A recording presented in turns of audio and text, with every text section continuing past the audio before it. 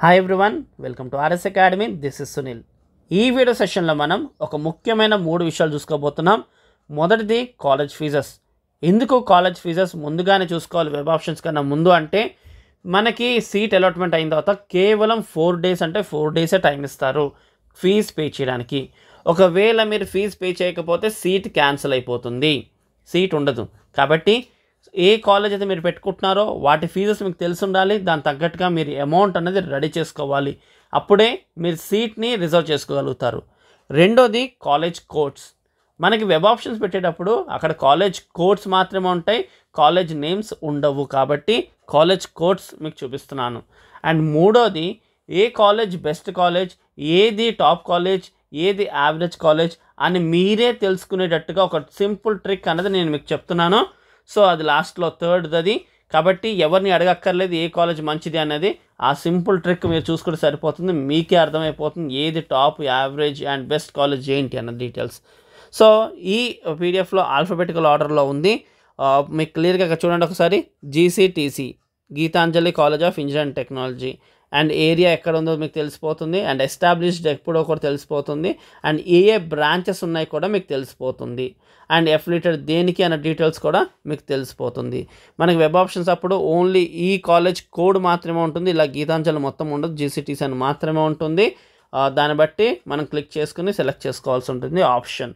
So ఇలాగ మొత్తం మనకి ఆర్డర్గా ఉంది, ఆల్ఫాబెటికల్ ఆర్డర్లో ఈ PDF ఉంది, మీకు చూసుకోవచ్చు. ఏ నుంచి స్టార్ట్ అవుతుంది. సో మీకు ఏది కావాలంటే ఆ ఆల్ఫాబెటికల్ ఆర్డర్ తగ్గట్టుగా మీరు క్లిక్ చేసుకుని చూసుకోవాల్సి ఉంటుంది. సో సెకండ్ది ఏంటి, మనము కాలేజ్ కోడ్స్ అన్నాం కదా. కాలేజ్ కోడ్స్ ఇలా మీకు ఫస్ట్ కాలంలోనే కాలేజ్ కోడ్స్ అనేది ఉంటుంది. సో మీరు ఎక్కడ ఎత్తుక్కోక్కర్లేదు, ఈ PDFని జాగ్రత్త పెట్టుకుంటే సరిపోతుంది. మీకు వెబ్ ఆప్షన్స్ అప్పుడు చాలా హెల్ప్ అవుతుంది ఈ PDF. సో మన సబ్స్క్రైబర్స్కి వెబ్ ఆప్షన్స్ అప్పుడు చాలా కంఫర్ట్గా ఉండడానికి ఇది మేము మీకు అందిస్తున్నాము. ఖచ్చితంగా ఎవరైతే కౌన్సిలింగ్కి వెళ్తున్నారో మీ ఫ్రెండ్స్లో వాళ్ళకు కూడా షేర్ చేయండి ఖచ్చితంగా. ఎందుకంటే వాళ్ళకు కూడా మీరు హెల్ప్ చేసిన వాళ్ళు అవుతారు.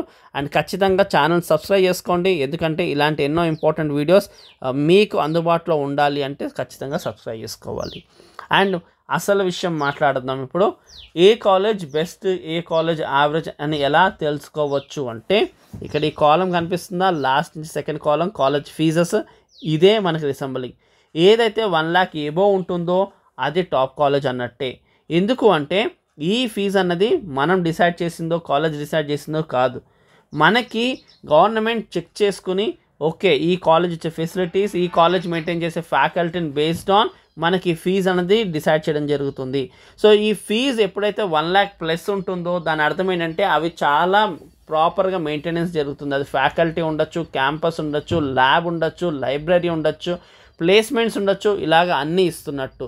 సో మీరు పెట్టుకునేటప్పుడు చెక్ చేసుకోండి ఫీజు ఎంత. ఇక్కడ 60,000 ఉంది ఈ కాలేజ్కి, అండ్ ఈ కాలేజ్కి కూడా 60,000 ఉంది.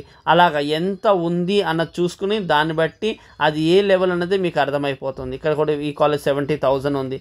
ఎస్టాబ్లిష్డ్ ఇయర్ కూడా చూసుకోండి అలాగా. ఓకే, ఇలా చూసుకుంటే కనుక మీకు క్లియర్గా వెబ్ ఆప్షన్స్ చాలా అద్భుతంగా పెట్టుకోవడానికి మీకు అవకాశం అయితే ఉంటుంది స్టూడెంట్స్.